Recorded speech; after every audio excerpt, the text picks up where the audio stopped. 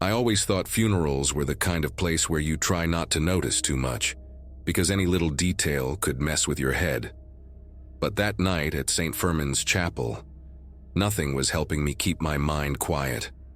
The fluorescent lights were so harsh they almost hurt, and the smell of wilted flowers mixed with embalming fluid clung to my throat, like a reminder of why I was there. Adrian was the kind of guy everyone knew. Easygoing, always quick with a joke, the type who made life feel lighter. But when I stepped up to the casket, I realized something was deeply wrong. Not just strange, but wrong in a way I'd never experienced before. I adjusted a flower arrangement, and as I leaned over the glass, the air around me turned icy. In the reflection, instead of Adrian's face, there was a dark, bottomless void, like someone had carved a pit where his reflection should have been. It wasn't a shadow. It wasn't an angle. It was pure absence. I blinked hard, trying to convince myself it was just exhaustion, but the emptiness stayed, fixed, like it was staring back at me. When I turned, I caught Gilbert, the night watchman, frozen by the door. He looked like he'd felt it too, but he quickly glanced away as if he didn't want to get involved. Slowly, more people arrived, and the energy in the room grew heavier. The lights flickered, quick like a power grid about to fail. With each flicker, the casket seemed darker, as if it were pulling the shadows toward itself.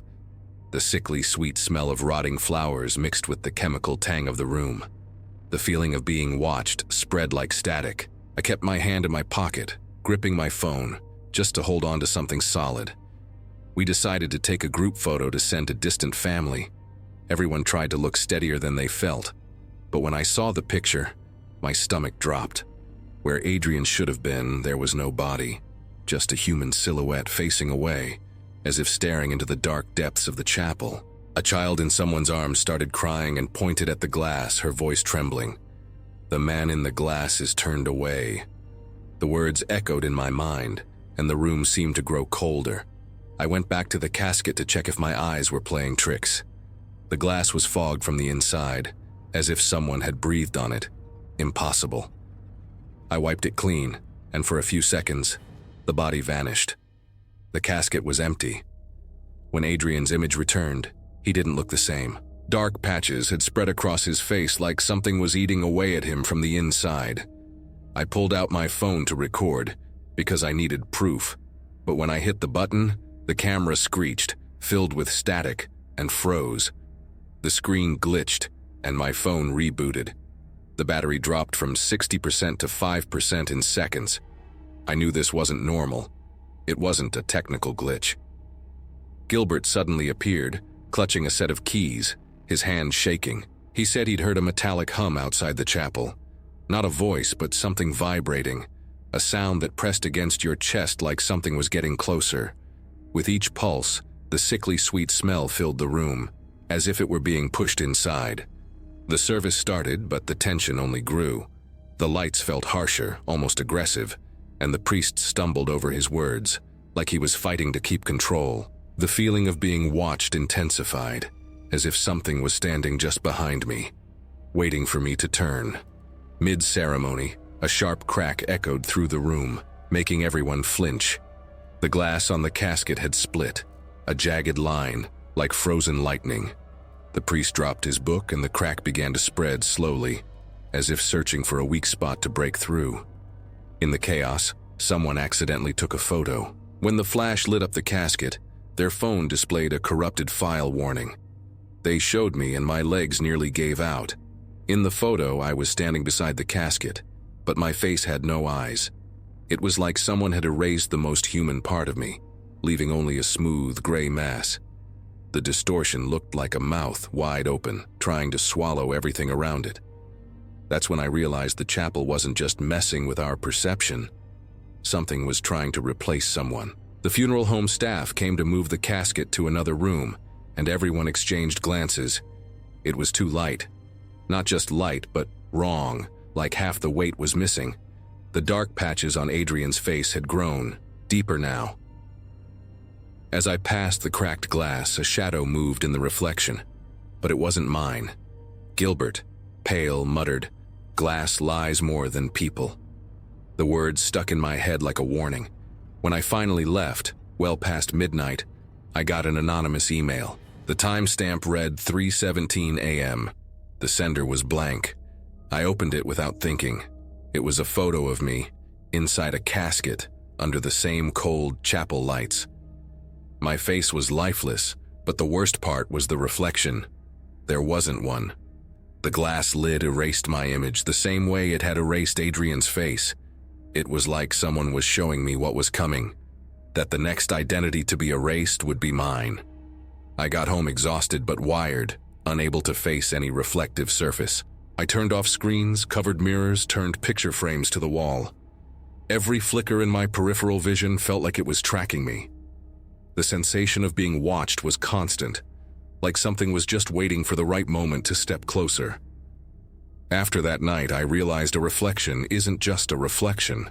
It's a doorway, a fragile line between who you think you are and what might be trying to take your place. Days later, the funeral home made the news. Multiple caskets had shattered spontaneously, and the bodies showed the same dark patches that had appeared on Adrian's face. People called it a coincidence, but I knew it was the same thing, spreading, searching for a new target. After that night, I learned one simple rule: avoid reflective surfaces. They don't show you, they show who wants to be you. Creepy, right? What did you think of that story? What score from 0 to 10 would you give it? Leave your opinion down in the comments.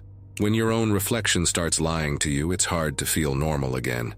But some people don't get any warning at all. Just the presence of someone who should already be buried. The next story shows exactly that. I always try to avoid those moments when you stumble onto a memory you shouldn't. But that day, standing at the entrance of the funeral home, everything seemed to shove my mind back to things I'd spent years trying to forget.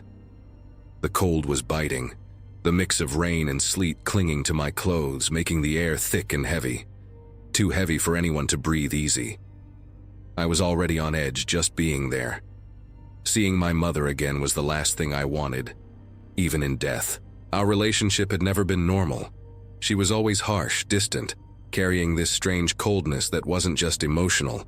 It was like she had something unnatural clinging to her.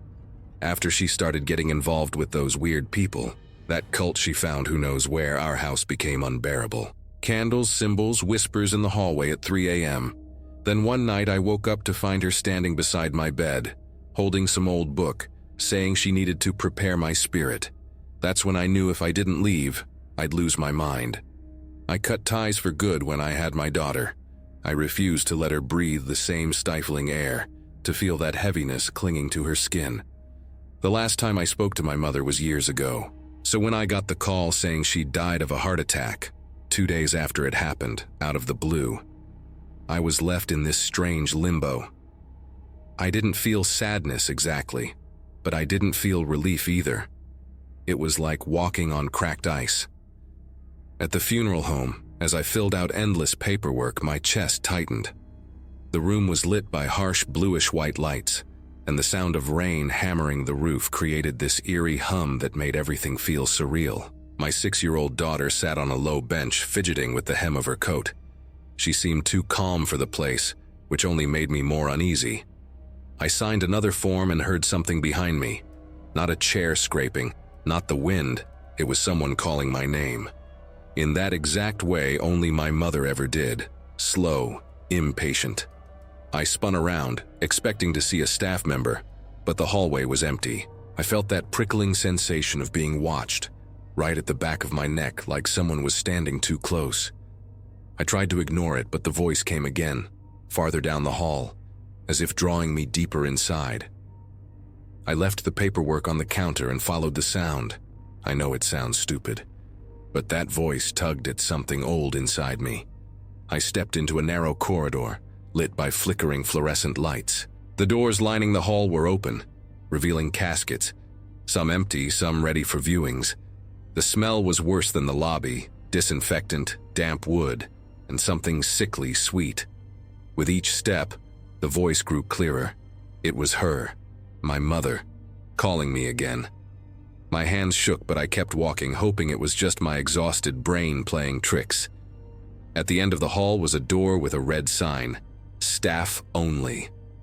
I had this stupid urge to turn back, but the door was slightly ajar. I pushed it open with my fingertips and the hinge creaked loudly in the quiet room. Inside was a metal gurney, and on it was her, my mother. But her eyes were open, not the poetic, half-open thing people talk about. No, she was staring straight ahead right at the door, like she'd known I was coming. Her hair was pulled back strangely, the ends singed, and her skin looked darker than it should have. My breath caught. The gurney groaned, as if someone had shifted their weight on it. I swear I didn't move, but her body slid a few inches toward me. The floor turned to ice beneath my feet. My mind oscillated between panic and denial, and I nearly tripped over myself rushing out. Back in the lobby, I pretended nothing had happened. I knew no one would believe me. Hell, I could barely believe it myself. On the drive home, my daughter was different. She stared out the window for long stretches, then asked if I'd seen Grandma smiling. The words hit me so hard I almost slammed the brakes. I asked what she meant, and she answered like it was the most normal thing in the world. She said I don't have to go home with you. She wants me to stay with her. My stomach twisted. My mother had never been affectionate, barely showed emotion when she was alive. And now my daughter was saying she was talking to her. Things got worse at home. Candles I'd lit during the power outage snuffed out on their own, with no breeze. The lights flickered like someone was messing with the switch. That feeling of being watched became constant, and I couldn't stand being alone in the dark. My daughter started waking up in the middle of the night saying Grandma was sitting at the foot of her bed. I tried to stay calm, but every word from her was a gut punch. We went back to the funeral home to finalize the burial details, and that's when everything unraveled. As I spoke with the director, I felt a cold, heavy hand on my shoulder. I turned, thinking it was my daughter, but no one was there. Then, right next to my ear, a voice whispered, "She doesn't belong to you anymore." My body locked up. I remember my heart pounding so fast it felt like it would tear through my chest. The world went black in an instant. I passed out right there. When I woke up, I was in the hospital. A nurse explained I'd blacked out from stress. The first thing I asked was, "Where's my daughter?" The way she looked at me still gives me chills. "She wasn't with you," she said. I ripped out the IV, bolted for the funeral home. The drive felt endless, every red light an eternity. When I arrived, the building was dimly lit, only a few lights on in the hallway. I shouted her name, rushing through doors, throwing them open. In the back, I heard a small voice. It was her, my daughter, talking to someone. I ran. When I flung the door open, the room was nearly dark, just a sliver of light from a high window. My daughter was in the corner, sitting on the floor, staring at a shadow moving in the opposite corner. A shadow the height of my mother, but twisted, stretched too thin, like it had been pulled apart. The shadow lurched toward us. The temperature in the room plummeted so fast my skin prickled. I grabbed my daughter. All that mattered was getting her out. The shadow closed in, almost brushing the wall beside us. The smell of something burning filled the air. A loud crack echoed, then the light snapped back on, and the shadow was gone. My daughter collapsed against me, drained, like something had sucked the life out of her. Later, when they finally opened the casket to prepare for the burial, they found my mother's body burned, as if she'd been consumed from the inside. No explanation, no logic, just the horrifying certainty that something had taken her, something that had tried to take my daughter too. I never went back to that funeral home. I never spoke my mother's name out loud again. Pretty disturbing, huh? When death decides to pull someone back, there's no sign you can really ignore. And sometimes it shows up in a very subtle way. Like in the story you're about to hear now, where an unexpected visitor changes everything without saying a single word. The first thing that bothered me that night was the smell. It wasn't the heavy scent of the flower wreaths, or the faint whiff of embalming fluid that usually lingers in the air. It was something else, something like damp earth sealed inside an old wooden box. It rolled in with the thick, clinging humidity of Mazatlan, sticking to my skin as if it meant to mark me. I'd worked enough funerals to know when something wasn't right. And there, before I'd even seen a single face, I could feel an odd energy creeping through the room. That unsettling sensation of being watched by something that didn't walk the floor like the rest of us. The wake was for a well-known local merchant, a man a lot of people respected. The chapel was packed, but the air felt still, as if the ventilation had given up. The side door led straight to the outer hallway, and every time someone opened it, the security cameras fogged up completely for a few seconds. That always made me uneasy because cameras usually only glitch when someone passes too close. Only no one was passing through, or at least no one I could see. I was standing near the condolence book table when he walked in. I say he because for a moment the room seemed to shrink. The man stepped through the door like he belonged there. Impeccable black suit, straight tie. His face half shadowed under the chapel's harsh white lights. The problem was, no one reacted the way they would if a close relative had arrived. No one looked at him. No one whispered. No one even lifted their eyes. Just me. He walked straight to the widow, a tired-looking woman trying to keep her composure. When he placed his hand on her shoulder, I saw her whole body tense. Later, she told me it felt like someone had pressed a warm brick against her. Heavy, almost too hot to bear. I kept watching because none of it made sense. He didn't say a word to her, just tilted his head and turned toward me, as if he knew I was the only one who could see him for what he really was. His image didn't flicker, didn't blur, didn't fade. It was too solid, too real. But the camera in the corner caught nothing. I checked the footage later. All it showed was a thin shadow, like the line of a tie reflected in the glass display case.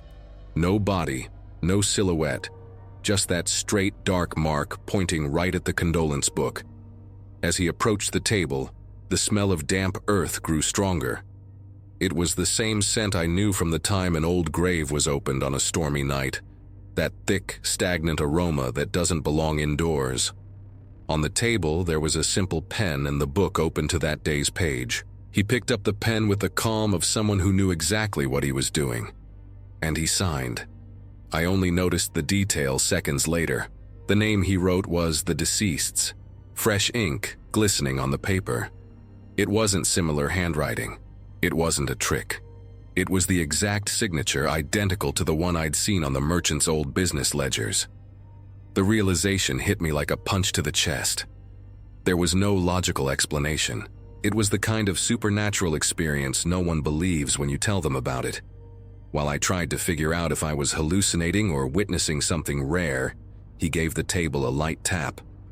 Something small fell onto the carpet. A grain of dark, almost black soil, like the kind that clings to shoes after walking through a freshly dug grave. I knew instantly. No one there had tracked in dirt. That grain didn't come from here. The tension in the room grew subtly. People started looking around, uneasy. An aunt of the deceased asked if anyone felt a cold draft, even though the doors were closed. Someone else swore they saw something move near the display case, a thin, straight shadow standing still, as if staring down the entire room. But no one saw the man. Just me. He walked out at the same steady pace. As he reached for the side door's handle, the cameras fogged up again. When they cleared, he was gone. No sound. No sudden movement. He just vanished, as if the night had swallowed his tie first, then the rest of him. I tried to act like everything was normal, but the book's page stayed open in front of me. The signature gleamed like a fresh mark. And then, slowly, with no hand nearby, no breeze, nothing, another signature appeared below it. It didn't form all at once. It emerged as if an invisible pen were scratching it into the paper. It was my name, but there was no ink. It was more like a gouge in the page, deep enough to tear the fibers slightly. My stomach twisted. It wasn't an explicit threat, but it was a warning. In the world of strange happenings, that was a clear message. Stay away from what doesn't come through the door but enters anyway. After the wake, I reviewed all the camera footage. Every single one showed the same pattern, total distortion when the side door opened, and nothing but that straight shadow in the glass reflection. No proof the man existed. No record of him touching the widow. Nothing to explain the signature. Just that thin, straight line, as if his tie were watching the room. The next day, I went to the cemetery to deliver some documents to the family. When I reached the freshly sealed grave, I smelled it again. Damp earth, heavy, thick. On the marble headstone, there was a black ribbon. It wasn't tied. No knot, no adhesive, nothing. It just embraced the stone, as if an invisible hand had placed it there with the utmost care. What chilled me was realizing the ribbon aligned perfectly with the man's tie. Same height, same proportions, same unnatural straightness. Since that day, the hallway sensor in the chapel turns on at 2:17 a.m. during almost every wake, even when no one's there. They've checked the system, replaced parts, rewired everything. Nothing fixes it. Always 2:17. Always the empty hallway. Always the sensor lighting up for exactly 3 seconds before shutting off. I've accepted that some presences don't come to say goodbye to the dead. Some come to prepare the living, maybe to leave a message, maybe to mark those who pay too much attention. I learned that the hard way. I kept the book page with the signature and the grain of soil in a folder. It's the only proof I have of something that can't be proven. But I know what I saw. I know what I felt. And I know that when I pass by the chapel's display case on certain nights, it's not my reflection that appears first. It's the shadow of a straight tie, motionless, staring right at me, as if waiting for the right moment to return. That's when I finally understood the phrase the deceased used to mutter when he was sick, the one his family dismissed as delirium. The night brings visitors who don't enter through doors, but leave their mark. And once you realize who those visitors are, there's no going back to the silence you knew before. You just learn to live with their presence, even if they're not exactly on your side. Bizarre, don't you think? Some presences just want to be noticed. Others collect debts no one even knew existed. The next story starts with an ordinary casket and ends with a dead man demanding his own name back. And since you've made it this far, go ahead and leave a like to let YouTube know you enjoy this kind of content. I knew that night was going to be different the moment they opened the back door and wheeled in the wrong casket into the prep room. I can't explain it. I just felt this pressure in the air, like someone was watching my every move. Eternal rest. Funeral home always had that smell, a mix of damp and wilted flowers, but that night it was stronger, almost clinging to my skin. The peeling green walls made it feel like the whole building was tired of keeping secrets. And yet, nothing could have prepared me for the body that arrived with the tag AR0482. I was ready to prepare Mr. Walter Reynolds, an elderly farmer who, according to his family, had an old crescent-shaped scar on his chest. But when I lifted the sheet, I saw a completely different man. He was in his early 30s, pale as chalk, his face frozen in what looked like a moment of sheer terror. The metal bracelet on his wrist read, Joel Carter. The code matched, the paperwork checked out, except this wasn't the body I was supposed to receive. The famous scar wasn't there. For a few seconds I just stood there, trying to figure out how such a basic mistake could have happened. But in that place, simple mistakes were never just simple. His casket was open, lined with fresh silk. Then I noticed something strange inside, a round gray stain right where his head would rest. It looked like a burn, but there was no heat, no smell. It didn't make sense. I ran my finger over the mark and felt a fine dust like ash from burned paper. When I looked at my hand, the dust was gone, as if it had never touched me. That unsettled me even more. I tried to follow protocol, hoping it was just a paperwork mix-up. Wrong body, wrong name, missing documents. Those things happened all the time. But the second I closed the casket, 3 sharp knocks echoed from the glass door of the reception area. The sound was so clear it made me jump. I went to check, thinking some grieving relative had arrived too early. But when I opened the door, there was no one. Just the empty hallway, lit by the flickering white light that always acted up when the weather shifted. I turned back to the prep room and nearly collapsed. The casket was open and empty. My body locked up.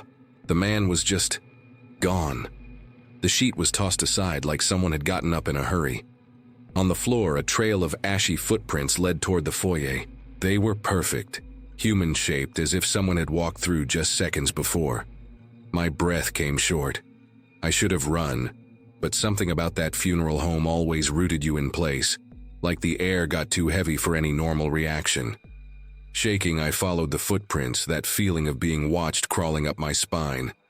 When I reached the foyer, my stomach lurched. The casket was standing upright against the wall, as if someone had propped it up, and inside it, the dead man stood holding Walter Reynolds' ID tag. The farmer's name was smudged, almost erased. Joel's lifeless face seemed fixed on me, like he was waiting for me to understand something. That's when I heard it, not with my ears, but inside my head. A voice that couldn't have come from anywhere in that building. The living forget. The dead collect. I stumbled back, unable to look away from the tag. It trembled slightly, as if someone inside the casket was tugging at it. The foyer light flickered in that same strange pattern I'd noticed before. One long blink, two short ones, then another long one. It always did that when something unnatural happened. Suddenly, the dead man's arm dropped to his side, and the ID tag slid through the crack under the front door. The sound of paper scraping against the floor echoed in the unnatural silence. When I bent down, I watched as the name Joel Carter appeared on its own, letter by letter, over Walter's smudged identification, as if invisible hands were writing it. That's when I realized this wasn't just a mix-up. It was something deeper, a swap of identities. The funeral home's mistake had become some kind of spiritual reckoning, dropped in my lap without warning. The feeling of being watched grew so intense my neck prickled. It felt like someone was breathing down my neck, slow and deliberate. I didn't turn around. I didn't want to know. The only solution I could think of was desperate and insane. I ran to the storage room and grabbed the gallon of flammable solvent we used for stubborn residues. The fumes nearly made me gag, but I was too panicked to notice. I dragged Walter's casket into the funeral home's courtyard, then Joel's. They stood side by side, like they were being prepared for judgment. I opened both caskets and a wave of cold rushed through the air, as if the bodies were pulling the heat toward them. Walter's corpse was still, but there was something in his expression. Acceptance. Joel's face, though, looked rigid, almost alert. I doused them both in solvent and struck a match. The fire took hold fast, devouring the caskets like it had been waiting for this moment. That's when I heard the worst sound of my life. It wasn't just a scream. It wasn't just pain. It was a wail that cut through my chest. A mix of despair and demand, like two voices overlapping in the flames. For a few seconds, the silhouettes of the dead formed in the fire. And in the middle of it all, Joel lifted his face and looked at me again. But this time there was certainty in his eyes. He'd found his name. Now he needed another. After the fire burned out, I went nearly 2 weeks without sleeping right. But the problems didn't end there. Every night, exactly at 3 a.m., someone knocks 3 times on my front door. Always the same rhythm. Always the same silence afterward. When I go to check, there's never anyone there. Just a damp tag on the ground with a smudged name. Sometimes I can make out half of it, sometimes nothing. But it always vanishes the second I touch it. I know what it means. Swapped identities, unsettled debts, mistakes that can't be undone. Some funeral home errors can be fixed with paperwork, others can't. The system fails, but the dead don't. They keep track, they remember, they wait. And the way that tag keeps showing up at my door, I think the next name they're coming for is mine. That was terrifying. Did you feel it too? Tell me what you thought in the comments. When I think back to that night, my body still reacts the same way. A tightness in my chest and that weird feeling of being watched, like something had been following me ever since. I worked as a janitor at a funeral home, one of those places that was too quiet during the day and eerily alive after midnight.